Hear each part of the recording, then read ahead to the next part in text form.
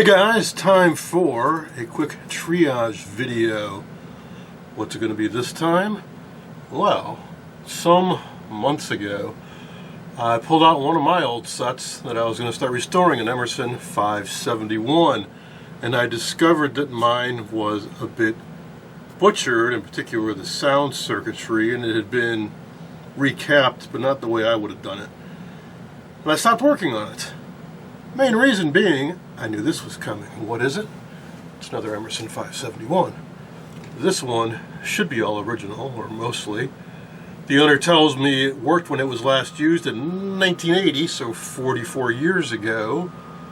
I don't know really anything beyond that, so let's take a look. So what is an Emerson 571? An Emerson 571 is one of the earliest sets from 48, let's say. Probably made it into 49. I think it's a really cool set. I really like the styling on it. Yeah, it's a box, but it's a stylish box. It's got nice rounded corners, two-tone finish, little details here and there. Now, this particular example, a few things strike me as odd as soon as I saw it. One, the knobs, in particular the channel clunker fine-tuning. I don't think that's original. Channel play looks a little odd too. Let's zoom in on that. It doesn't really fit right, and it's notched out at the top. And it's not entirely concentric with the tuning shaft. Now, I have mine, of course. Mine looks a little odd too, and my knob, I think it's the original, but it's busted up and somebody glued it back together. But I've seen another variation online. Now these knobs scream RCA to me, but that is not. I've seen this knob before though, and I think it is an Emerson knob, but a much newer one. You see this just falls right off. The spring's actually missing from it. It's like somebody wedged some paper in there to hold it on. I don't think any of that is right. I'm not even sure about this channel plate, so we shall see. Controls are a little loose too. Anyway, I'll take that off before it falls off. Another thing that strikes me odd is the screen. It is grayish. Now, when this is a 10 BP4, there was a 10 BP4 ABC, maybe a D revision variation. One of them had a gray face, and that must be what this is. In other words, the glass was tinted gray, idea being to reduce glare, improve contrast, something like that. The interesting thing about CRTs is, call them black and white images. Well, this is as dark as the phosphor can possibly get. So they're not black and white. They're sort of silvery and bright white. By making this grayish, the darker areas will be a little bit darker than they would be normally. Anyways, that may not be the original picture too, which could be a good thing. Might have a lot of life left. The back is already off of this set. I do have the back, but it's off. Oh yeah, that's the other thing that's odd on this. The front is not secured. Maybe there's a screw or two loose. I'm not even sure. Oh yeah, I think the front attaches at the bottom. I don't know, this set is kind of odd all around, which is why I like these early sets. And the power supply is bizarre, to put it mildly. I highly recommend you go back and watch the video I did on the triage on my 571. I'll have to go back and watch it too, because this might be a slightly different revision than the one I have. Because of this. This is a ballast. Like I said, it's a weird set. We have 5 rectifier tubes here. We have a transformer. We have a ballast. No other TV set has that. These are 525 Z5s or Z6s. Let's pluck one out and see. 25 Z6. And all 5 are just filaments are in series right across the AC line.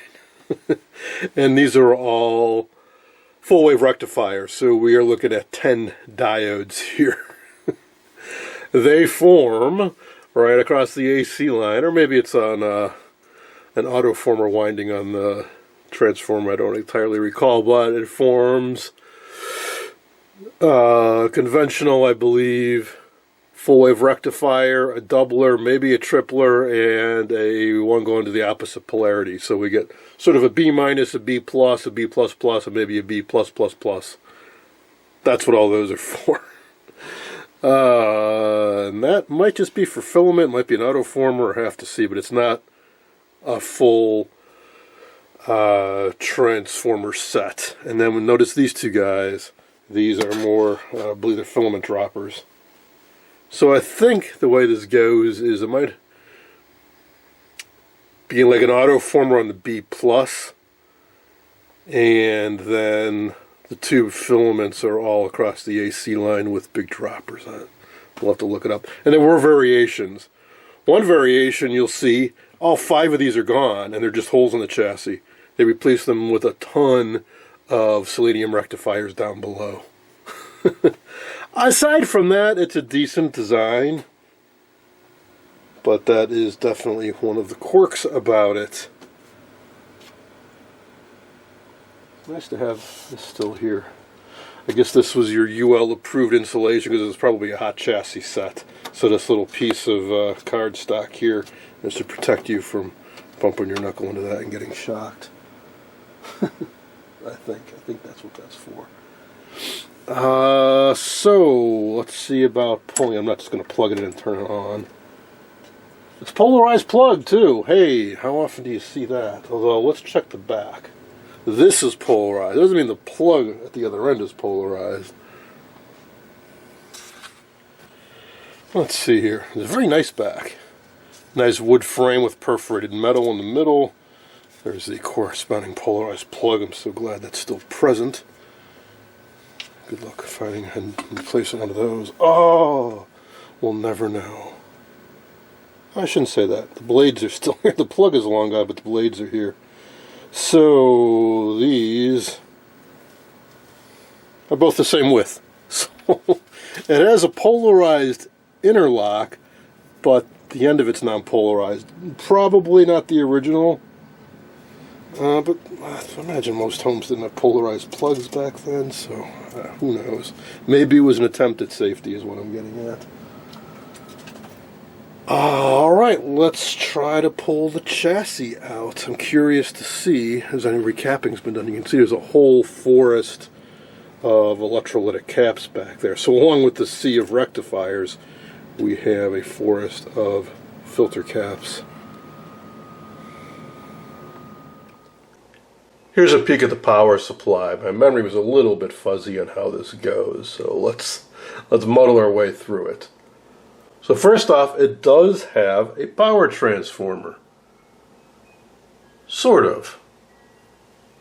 It does have secondary windings, and those go to tube filaments, some of the tube filaments. But it also has primary winding with some extra turns that go off the top. So what does that do? So say you've got 117 coming in here across the primary. You can throw in a few extra windings in between the bottom of the coil and the top, you get a little bit more. And that goes to the 525 Z6s. So that tells us it's going to be around 125 volts here. So they're not boosting it by much. We got probably 117 here, 125 here. And that goes to the B plus supply circuits. Now this set has a B plus and a B minus. And they use voltage doublers. So, coming off here, we go through current limiting resistor, and we have an electrolytic cap going to these two guys. Now if you look close, these are just paralleled up. 5 goes to 5, 3 goes to 3. So you can think of this as 2 diodes. And it feeds another cap. This is configured as a voltage doubler. But notice the positives going to ground on all these. There's going to be a negative supply. Doubled, so it's going to be minus 200 volts or something like that. We're going to get some big drops. These are not Very efficient rectifiers. I got a 50 ohm resistor in here. We're going to lose more across the focus coil. So I'd have to check to see what's actually coming out here. And notice it goes to the cathode on this tube. So this is used as a minus power supply as a reference to ground. The other side also is a voltage doubler. Capacitor is going the opposite way here. And we have three 25Z6s, and these are all paralleled up. 3 goes to 3, goes to 3, 5 goes to 5, goes to 5. Why did they do that? Because each individual plate cathode section can't handle very much current. A 5U4, a much bigger tube, can handle probably twice the current this can. So they decided to just put 3 of them in parallel. And then that feeds this filter down here. 80 microfarad, 75 ohm, 80 microfarad, 75 ohm, 80 microfarad. So that'll be your main B plus down there. So that'll be about plus 200 volts. Now why would they do that? Why make such an elaborate, complicated power supply? All I can figure is that power transformers were a major cost factor. Heck, they're expensive now. They must have been expensive back then. They still have a power transformer, but it's probably half the size of what they would have needed if they had normal secondary windings and didn't have all these tubes. But I even find it hard to believe that having all these 80 microfarad electrolytics, which are fairly large and must have cost something, and having 5 rectifier tubes saved enough money by using a smaller power transformer that it was worth it. I don't know, but that's how that works. That's what they did.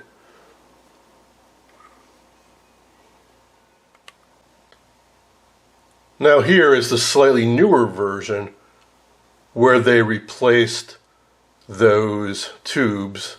Well, they actually show you the older version. Here's the older version with all the tubes, and the newer version they use seleniums.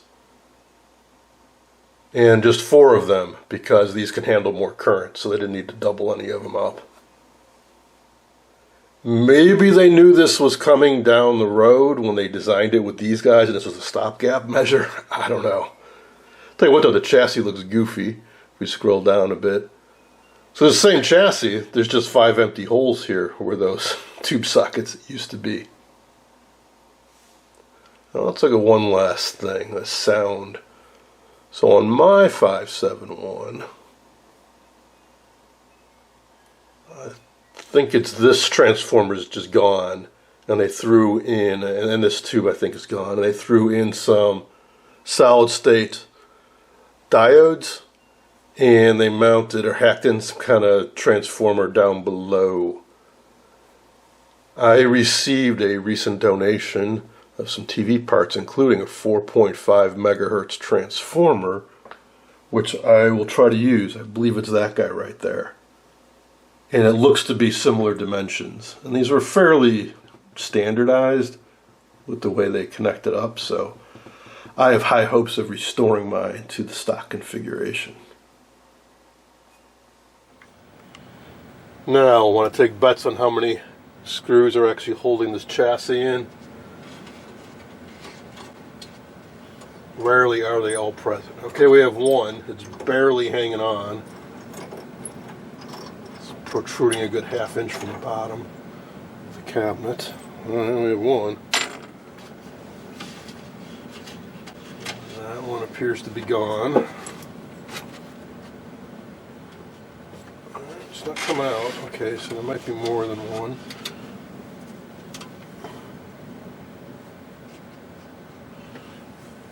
Yeah, the other one is there. Yeah, that was it. 2 out of 4 and 1 was barely on. So there's really just one screw holding this chassis in. Now we got to pull all the knobs off to get this thing out. Huh, that wasn't too bad. Cabinet looks pretty darn nice inside.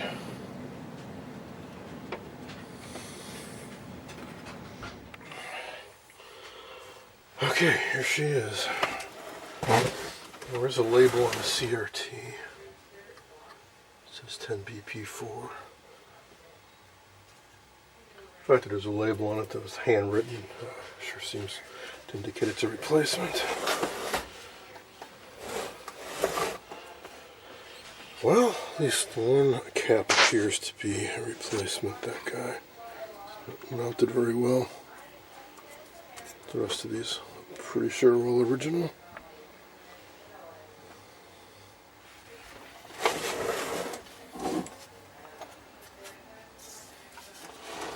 Kind of a flimsy chassis. Sheet metal's a little thinner than what I'm used to, so it rocks a bit. It does have a big power transformer, though. So it has a lot of tubes, though, so it probably chews up a lot of power. So, boy, weird looking. A lot going on. I think it might be all original, though, or very little work's been done to it. These might be new caps. Okay, that's a new cap. And that's this too. Might be it though.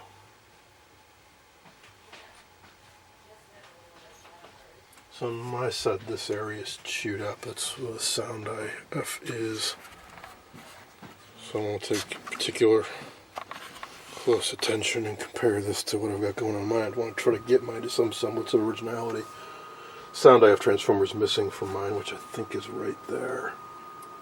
Should be a 4.5 megahertz transformer. I'm trying to find something similar and replace it and return it to this configuration, if at all possible. So what do I want to do with this? Well, like I said, the owner said, hey, it was working in 1980. Well, blink of an eye, right? 44 years ago. I don't see anything in particular that scares me other than just the crazy design of this thing in general. So, sure, we can try a slow power up on the old Variac.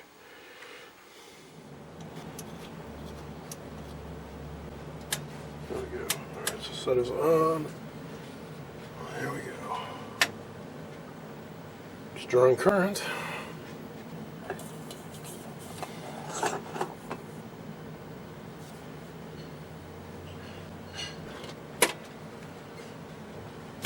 Just 30 volts AC right now.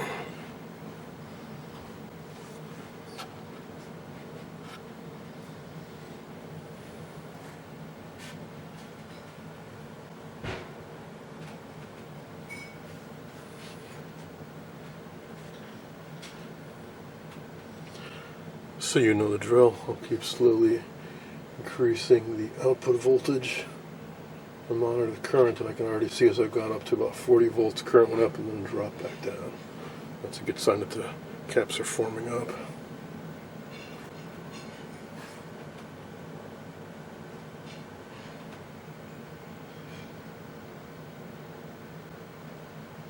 Ooh, it's got a big spike in current. Settling back down.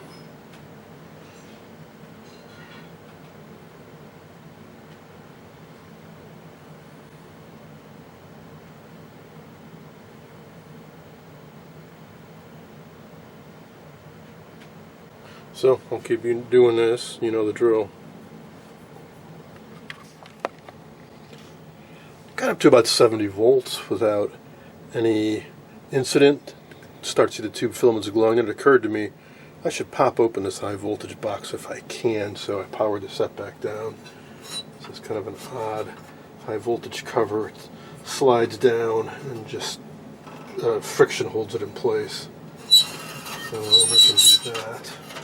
If I can just come out all the way.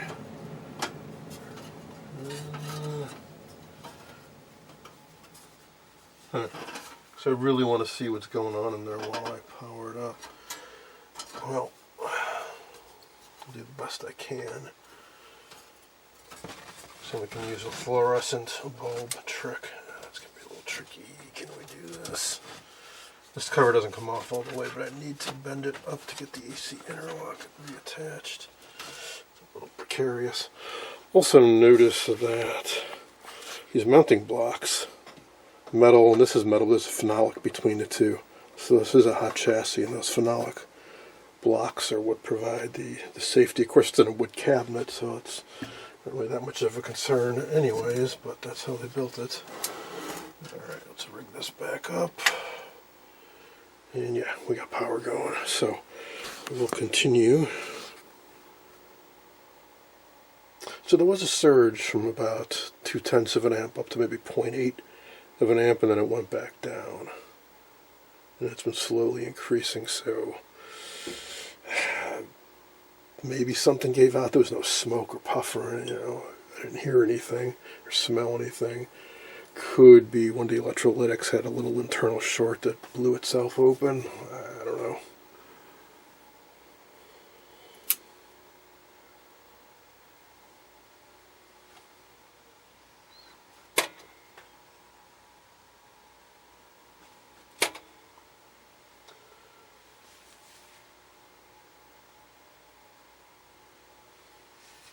So here, let's see, can you guys see that?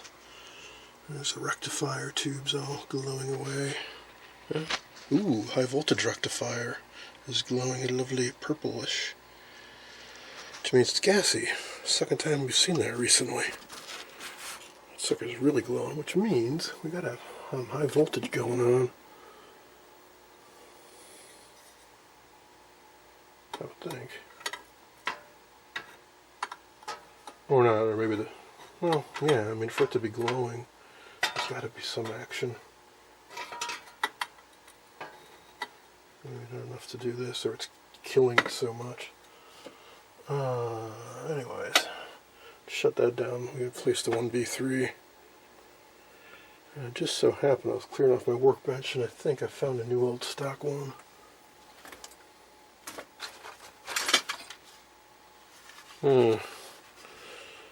Nice RCA. So my offer still stands. I mentioned in a recent video. I'm looking about like 100 of these. If anybody's got like a crate or a box of new old stock 1B3, 1G3, 1J3, 1K3 type tubes, let me know. I've got plenty of used ones, plenty of poles, a handful of a variety of brands of new old stock. But I want to just pop a new one into every set I work on. That'd be really nice. I look through vendors online and people asking like $5 each or more, which is ridiculous for a tube that I keep hearing over and over is useless and nobody wants them, and use them for target practice. I use them and I need them and I want some.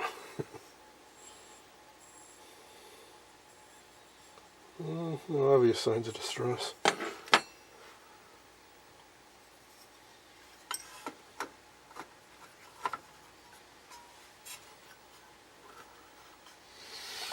Alright, here we go.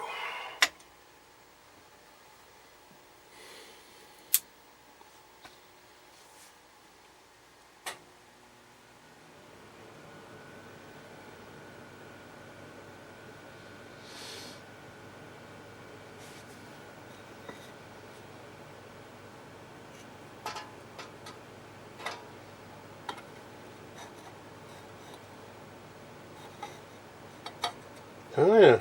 Yeah, I really got to get it down in there, but I'm still on very much reduced voltage. But yeah.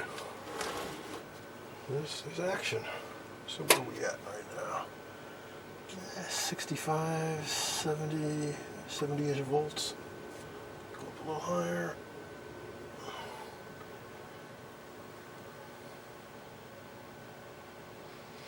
About 80 right now.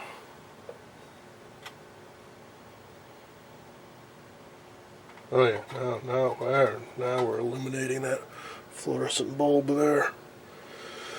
We should be getting close to the point where we should see something on the face of the CRT. Take a photo for posterity. Huh, I don't see any glow in that 1B3 at all, which is making me think maybe it's a dud. So, yeah, you can get dud new old stock tubes, that's for sure. So let's try yet another one. Because this fluorescent tube is really lighting up bright.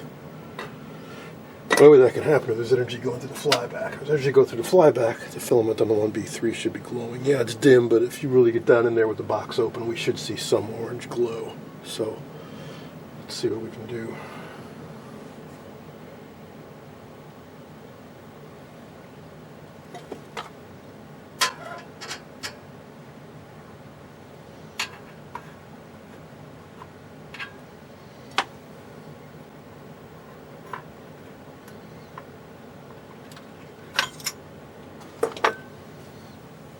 Alright, third time's a charm maybe. It's a used GE. 1955.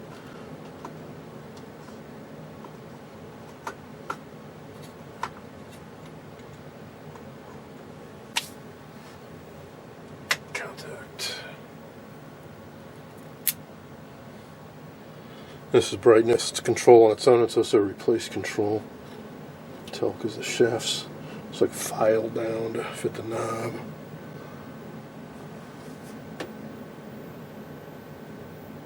So I got the brightness all the way up. And there we go. Son of a gun. Darn 1p3s. Wow, that's actually filling the whole screen. We're off to an auspicious start.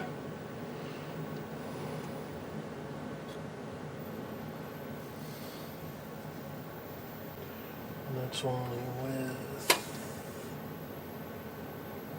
90 volts. Let's go up to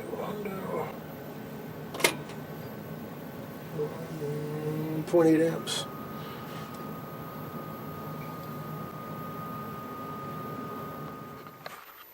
Okay, power up with signal applied. We don't have a speaker, so we're just going to look at the screen.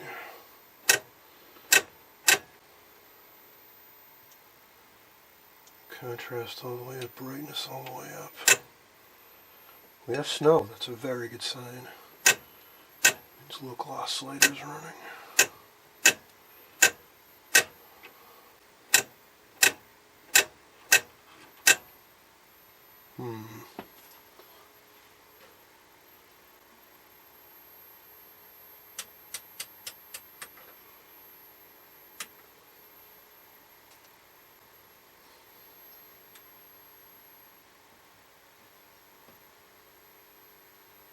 Change channels on my test pattern generator rather than changing them on the set. This channel has snow. Good indication that local oscillator's running, but I'm not getting anything. I mean, it does something right around there.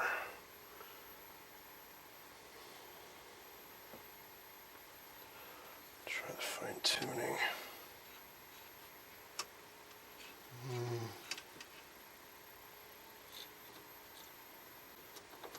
Whoa. This vertical horizontal hold control is just about ready to fall out of the set. Well, that's something, but I don't think that's coming from me. Okay, so this is actually receiving my crosshatch pattern. Now, this horizontal vertical hold control, it's not mounted at all. It's just flopping around in there. So I have to be careful when I adjust it. Well, this is another real common problem. I can't get horizontal lock. Well, I kind of can. But it's not locking in the proper place in the signal. But, hey, it's a signal.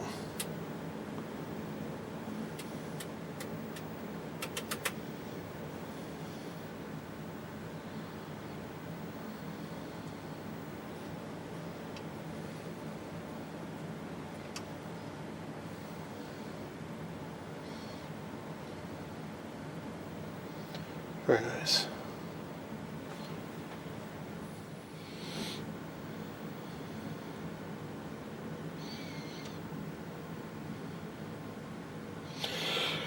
Alright, the set is kind of smelling toasty, so that's enough of that. Nice burning smell of ancient electronics. Could just be dust burning off. All those ballast resistors, bleeder resistors. Yeah, it's getting pretty toasty. So, yeah, absolutely a fantastic restoration candidate. To look forward to digging into it and comparing it to mine and getting mine working. Yeah, definitely these controls have been screwed with. Check this out. This is just, hopefully I can just tighten that down. And this is a replace control. This one feels a little bit loose too. And we got to find proper knobs for this. So we had some work to do. And of course replace all the caps. This uses a whole bunch of caps. But I've ordered them all, and I have them all.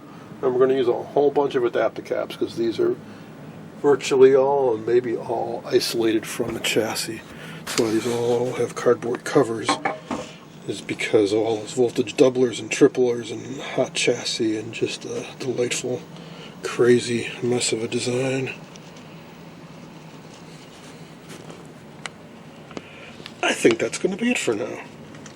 So, in the future, not too distant future, we are going to do a dueling Emerson 571 restoration, because I'm going to do them both at the same time. I wanted to find out before, or sooner than later though, is this one viable and how does it compare to mine? And it's exactly what I was hoping for. That I believe it is the same or nearly the same as mine, and it's original. Even has some original Emerson tubes in it, so I should be able to get mine working as well as this one. That's it for now. Thanks for watching.